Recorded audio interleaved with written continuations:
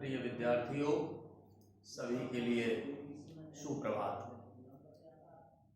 कल हमने आपको सोडियम के यौगिकों के बारे में बताया था।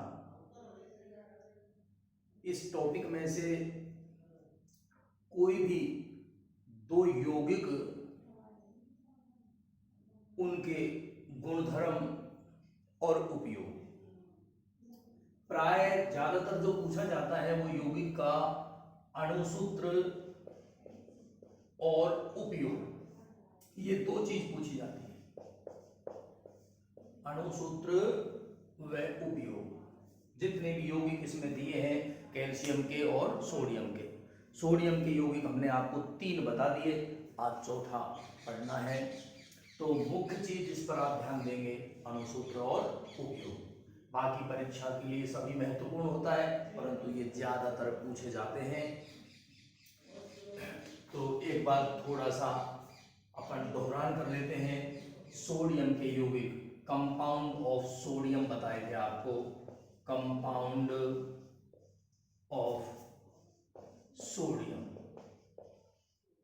पहला बताया इसमें सोडियम क्लोराइड,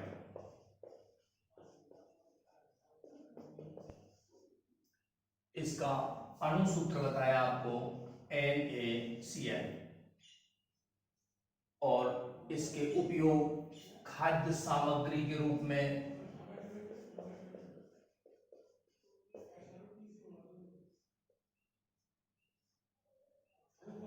खाद्य परिरक्षण में,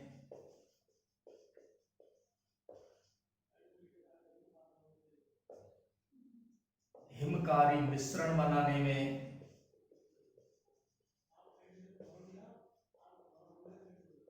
सोडियम के यौगिक बनाने में, अन्य यौगिक बनाने में आदि हमने कल बताए थे आपको। इसके बाद दूसरा सोडियम का कंपाउंड बताया था sodium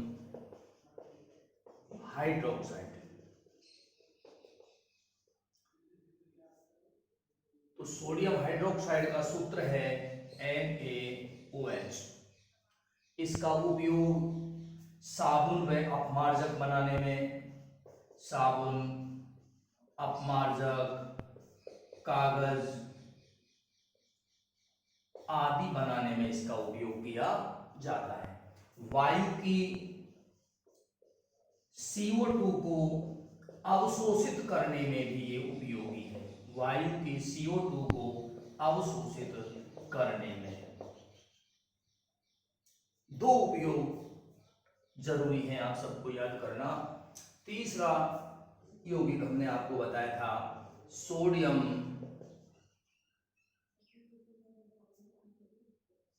hydrogen carbonate, hydrogen carbonate.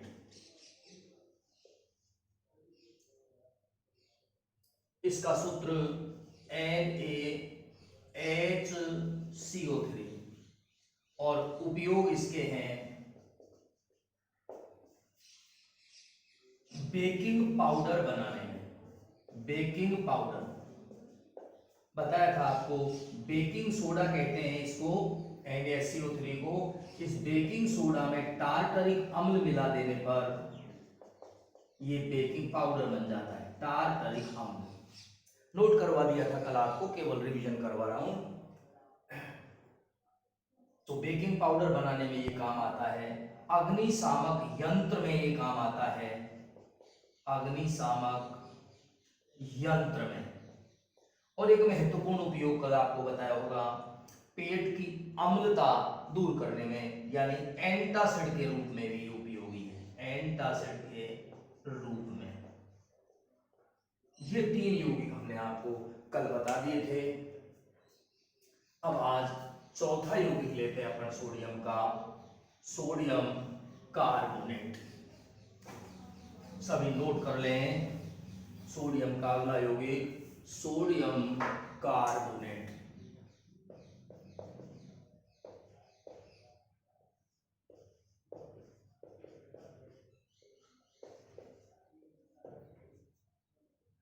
अणुसूत्र लिखें इसका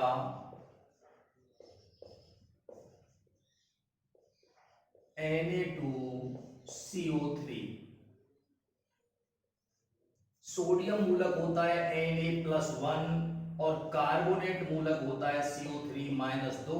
सूत्र बनाते समय संयोजकताओं को बदल कर लिखा जाता है। तो Na के नीचे ये 2 है, प्लस माइनस पर ध्यान नहीं देते, और CO3 के नीचे 1 आ रहा है जिसको लिखते नहीं है। तो सोडियम कार्बोनेट का सूत्र हुआ Na2CO3।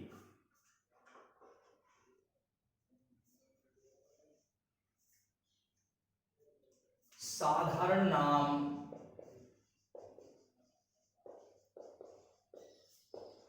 धावन सोडा,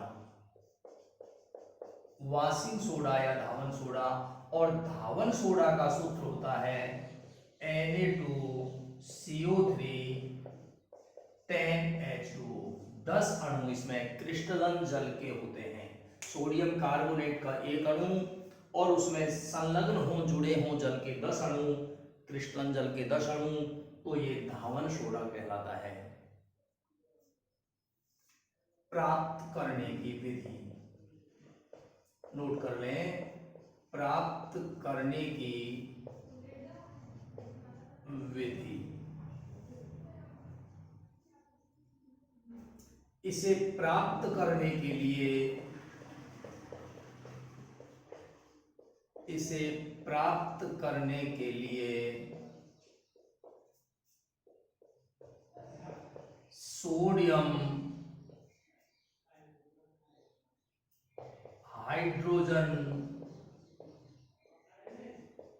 कार्बोनेट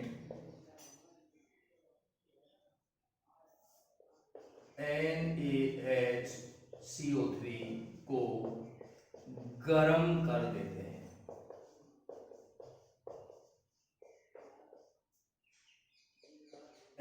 NaHCO3 गर्म करने पर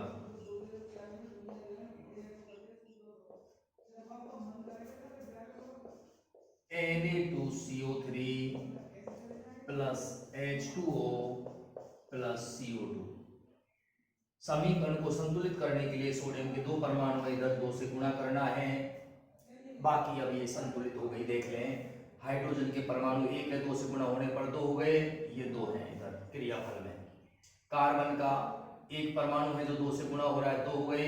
एक कार्बन का परमाणु ये रहा और एक ये रहा, हो गए 2। ऑक्सीजन के 3 है जो 2 से गुणा हो रहे हैं, तो 3 दूनी 6 परमाणु हैं। क्रियाफल में देखें, 3 ये रहे, 1 ये रहा 4 और 2 ये रहे 6।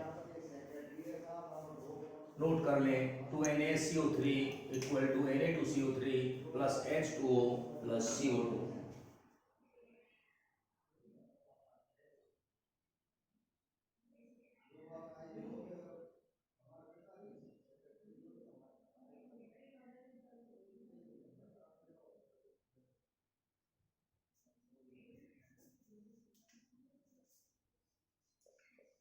यदि सोडियम कार्बोनेट का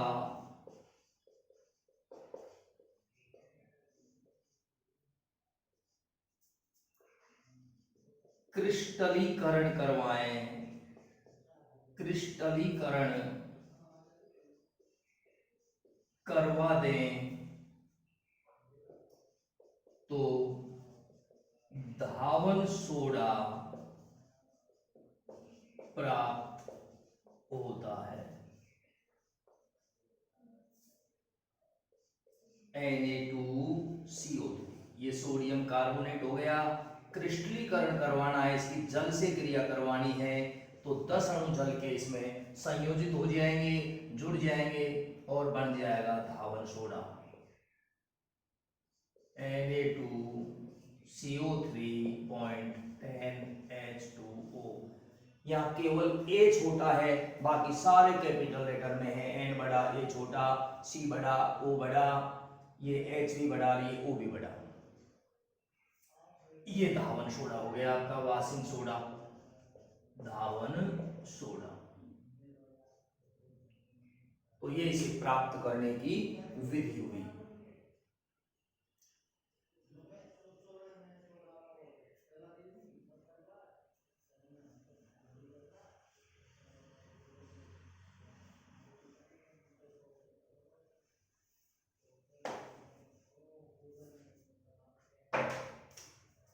गुणधर्म, गुण। नंबर 1 यह श्वेत क्रिस्टलीय ठोस यौगिक है या पदार्थ है।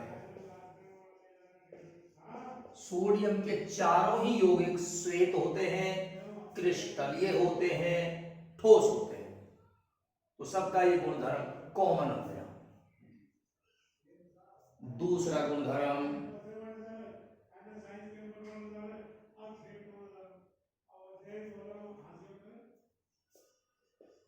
जल में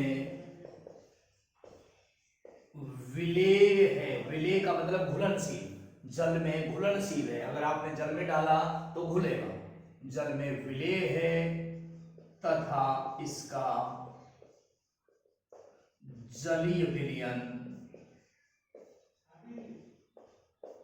क्षारीय प्रकृति का होता है। क्षारीय प्रकृति का होता है।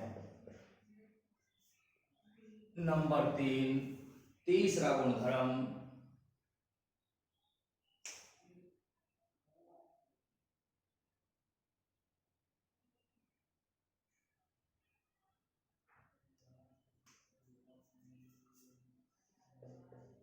यदि इसे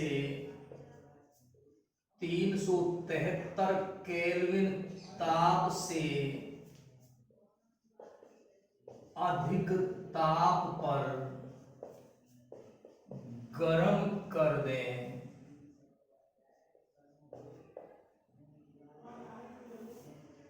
तो यह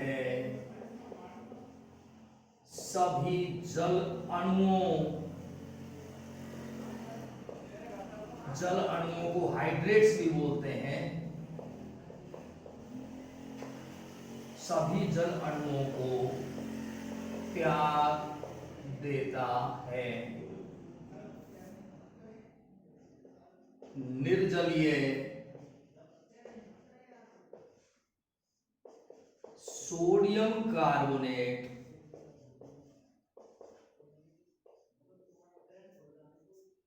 को सोडा एस भी कहते हैं।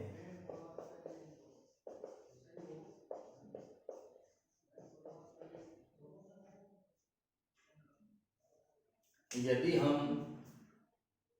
धावन सोडा को गर्म करते हैं तो इसमें जो 10 अणु जल के हैं ये एक एक करके वाष्पित होने लगेंगे, वाष्प बन करके उड़ने लगेंगे।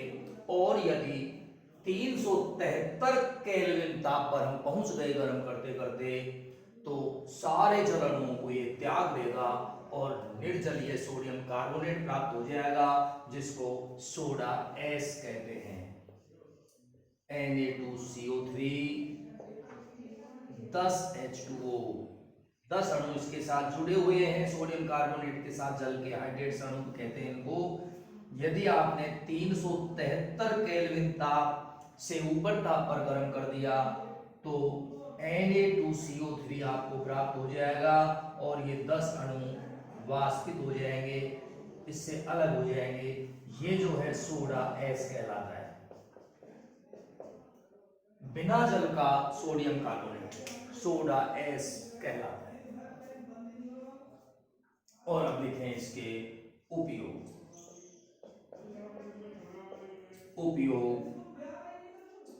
नंबर 1 अग्निशामक यंत्र में सोडियम हाइड्रोजन कार्बोनेट भी काम आता है और सोडियम कार्बोनेट भी काम आता है अग्निशामक यंत्र में। Number 2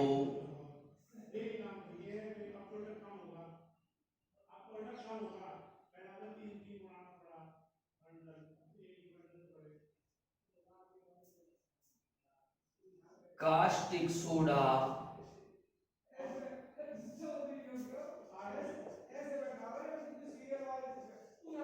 baking soda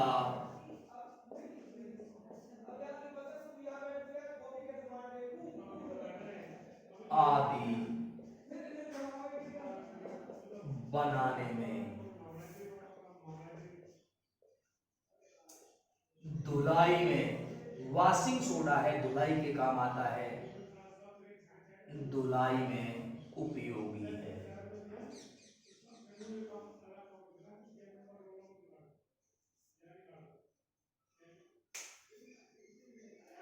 baking soda भी आप इससे बना सकते हैं, यानी सोडियम हाइड्रोजन कार्बोनेट इससे बना सकते हैं। ये है आपका Na2CO3, ये इसका जलीय विलयन है। इसमें अगर आपने CO2 प्रवाहित कर दी तो सोडियम हाइड्रोजन कार्बोनेट प्राप्त हो जाएगा। ये लिखा है हमने बेकिंग सोडा बनाने में। अगर आप सोचें कैसे बनता है बेकिंग सोडा, तो देखिए ये सोडियम कार्बोनेट है, इसके जलीय विलयन में यदि हम CO2 गैस प्रवाहित कर दें तो सोडियम हाइड्रोजन कार्बोनेट यानी ये बेकिंग सोडा प्राप्त हो जाता है। इसको यदि गर्म कर दें तो ये सोडियम कार्बोनेट प्राप्त हो जाता है। सोडियम कार्बोनेट प्राप्त करने की विधि है ये। सोडियम कार्बोनेट अगर प्राप्त करना है तो सोडियम हाइड्रोजन कार्बोनेट को गर्म कर देते हैं, और यदि सोडियम कार्बोनेट प्राप्त करना है तो इसको गर्म कर दिया, और ये प्राप्त करना है यानी सोडियम हाइड्रोजन कार्बोनेट प्राप्त करना है तो Na2CO3 के जलीय विलयन में CO2 प्रवाहित कर दिया। यानी ये क्रिया दोनों दिशाओं में हो सकती है। अगर आपने इन पदार्थों को मिलाया तो सोडियम हाइड्रोजन कार्बोनेट बनेगा, और यदि आपने सोडियम हाइड्रोजन कार्बोनेट को गर्म कर दिया तो ये पदार्थ बन जाएंगे। कहने का मतलब सोडियम कार्बोनेट से आप सोडियम हाइड्रोजन कार्बोनेट प्राप्त कर सकते हैं, और सोडियम हाइड्रोजन कार्बोनेट से आप सोडियम कार्बोनेट प्राप्त कर सकते हैं। ये हो गए उपयोग। इसके बाद ये सोडियम के चारों यौगिक आपके पूरे हुए। अब हम लेते हैं कैल्शियम का यौगिक।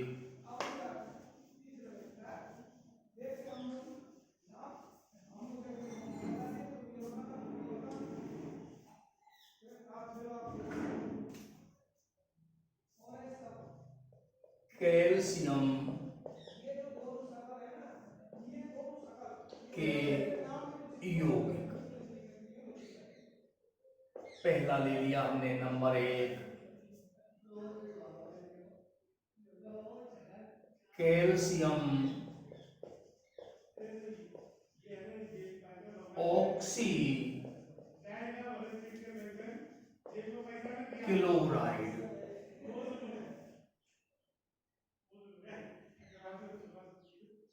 कैल्शियम ऑक्सी क्लोराइड, इसका अणु सूत्र CaOCl2। एक परमाणु कैल्शियम का, एक परमाणु ऑक्सीजन का और 2 परमाणु क्लोरीन के हैं। इसको हम चाहें तो यूं भी लिख सकते हैं CaClCl,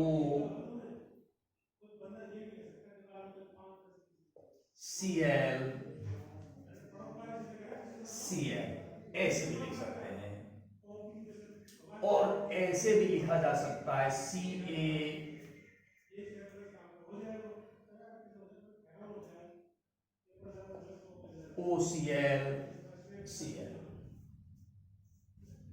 एक ही बात, ऐसे लिख दें, ऐसे लिख दें, ऐसे लिख दें। ये अणु सूत्र है, ये संरचना सूत्र है।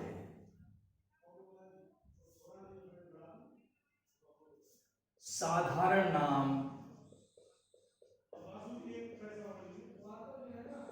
विरंजक चूर्ण।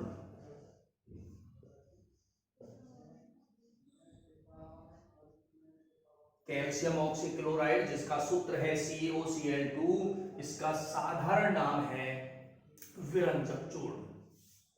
प्राप्त करने की विधि,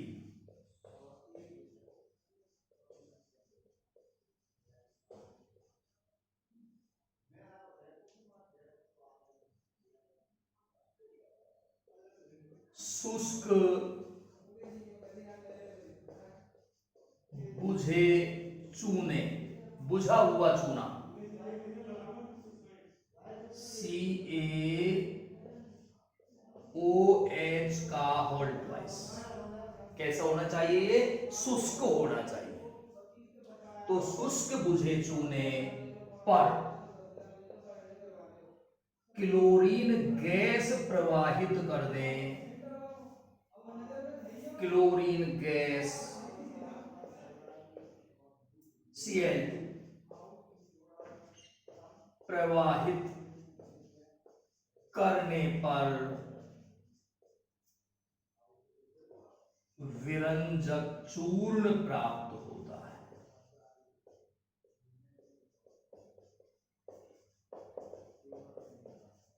अभिक्रिया का समीकरण लिखते हैं, CaOH का होल ट्वाइस। शुष्क होना चाहिए ये, तो शुष्क कैल्शियम हाइड्रोक्साइड यानी बुझा चूना, इसमें प्रवाहित कर दी क्लोरीन गैस, तो ये प्राप्त हो जाएगा CaOCl2 प्लस H2। ये विरंजक चूर्ण प्राप्त हो गया।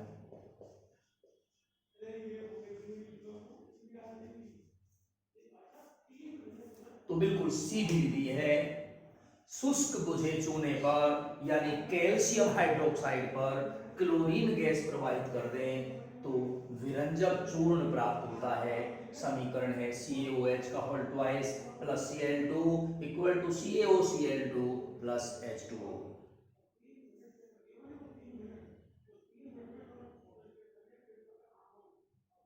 और इसके बाद लिखें इसके गुणधर्म।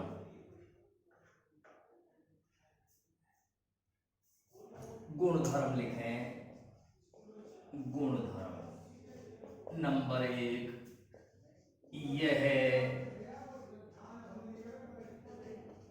पीले रंग का, कलर में पीला होता है, पीले रंग का तीक्ष्ण गंध वाला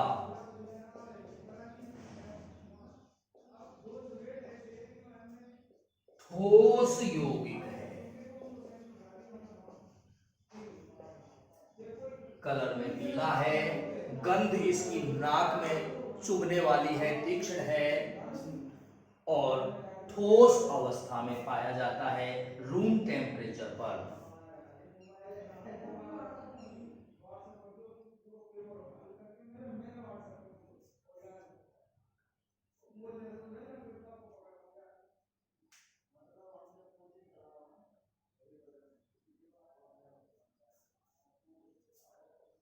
वायु में खुला छोड़ देने पर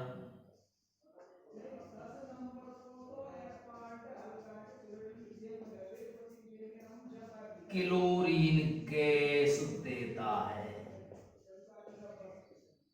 यदि इसे वायु में खुला छोड़ दिया जाए, हवा में खुला रख दें तो इसका विघटन हो जाएगा, वियोजन हो जाएगा और क्लोरीन गैस मुक्त होगी।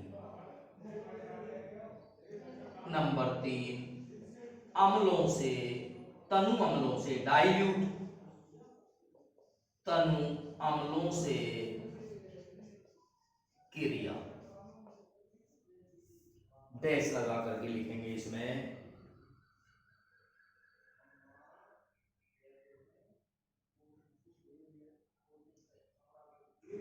यदि विरंजक चूर्ण की क्रिया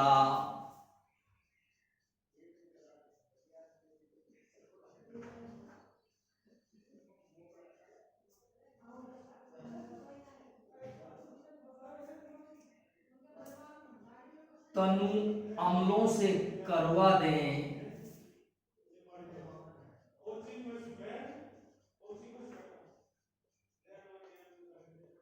तो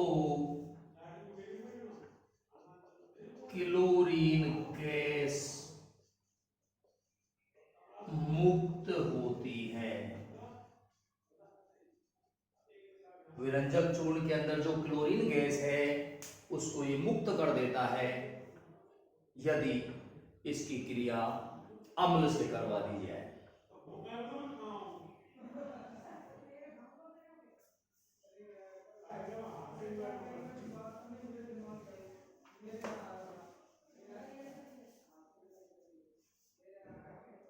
जैसे CaOCl2 विरंजक चूर्ण हो गया। इसकी क्रिया अम्ल से करवा दें, HCl अम्ल से करवा दिया, ये डाइल्यूट होना चाहिए, तनु अम्ल से करवानी है क्रिया। तो इस क्रिया में ये कैल्शियम क्लोराइड लवण बनेगा, जल बनेगा और क्लोरीन गैस मुक्त होगी।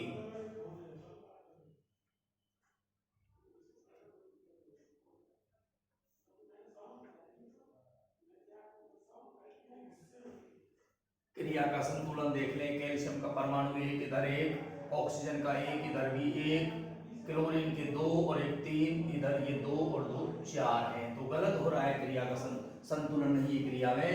इसको यहाँ दो से गुना करेंगे अपन, तो क्लोरीन चार हो गए, दो इधर और दो इधर, ये भी क्लोरीन चार है। अब एक बार फिर से देखें, कैल्शियम का एक, इधर कैल्शियम का एक, ऑक्सीजन का एक, इधर ऑक्सीजन का एक, क्लोरीन के दो और दो ये चार, क्लोरीन के दो और दो चार, ये हो गए बराबर। अब हाइड्रोजन के दो हैं, इधर हाइड्रोजन के दो हैं, तो क्रिया संतुलित हो गई। ये हाइड्रोक्लोरिक अम्ल से क्रिया करवाई। यदि हम चाहें तो वो सल्फ्यूरिक अम्ल से भी क्रिया करवा सकते हैं, CaOCl2 प्लस H2SO4 सल्फ्यूरिक अम्ल, ये भी तनु होना चाहिए। तो इस क्रिया में कैल्शियम सल्फेट लवण बनेगा प्लस जल बनेगा प्लस क्लोरीन गैस मुक्त होगी।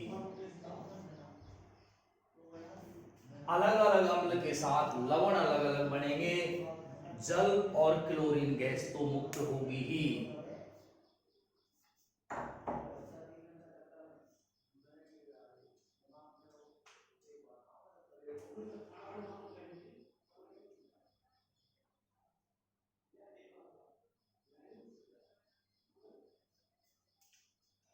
और चौथा गुणधर्म लिखें, विरंजक चूर्ण से मुक्त क्लोरीन गैस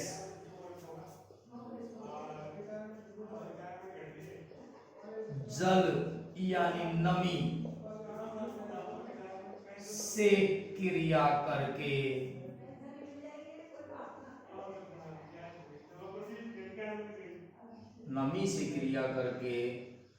नवजात यानी परमाणुवीय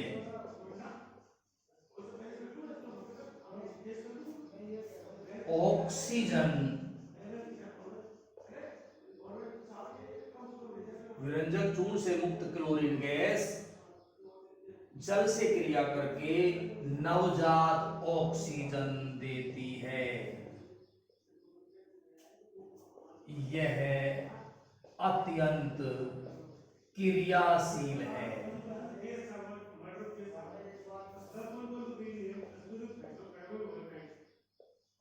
यह रंगीन पदार्थों का रंग उड़ाकर उन्हें रंगहीन कर देती है।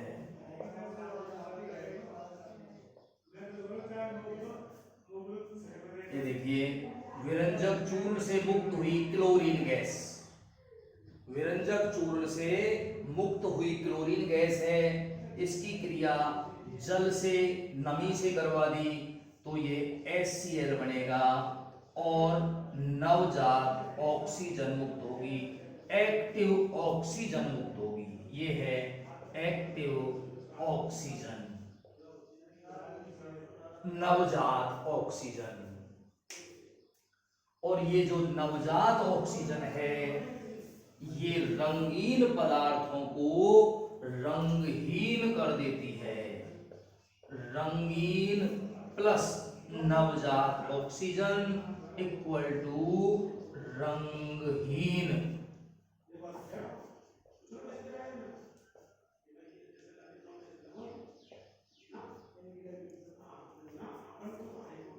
तो रंगीन पदार्थ को ये रंगहीन कर देती है।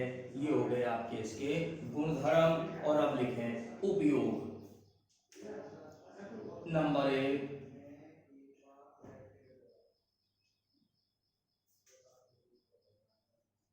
वस्त्र। उपयोग लिखवा रहा हूं, हेडिंग लगा लें, यूजेज, उपयोग। वस्त्र व कागज उद्योग में विरंजक के रूप में, यानी पदार्थों के रंग उड़ाने में, इस क्रिया के लिए।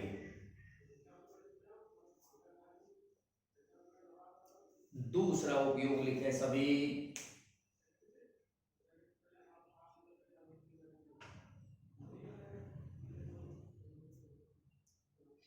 रोगाणुनाशक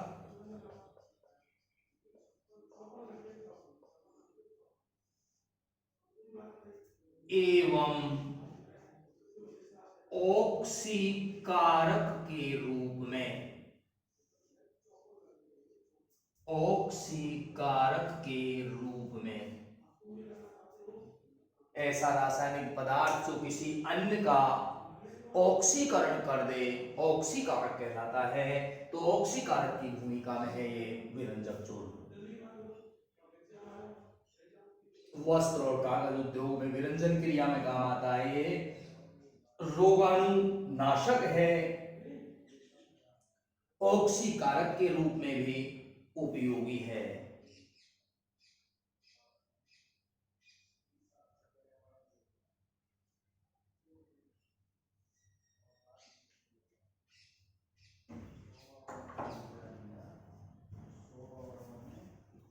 तो यहाँ तक आप याद करके आए, समझे, और कोई समस्या हो तो कमेंट्स के माध्यम से हमें बताएं, उसका सॉल्यूशन करें। धन्यवाद।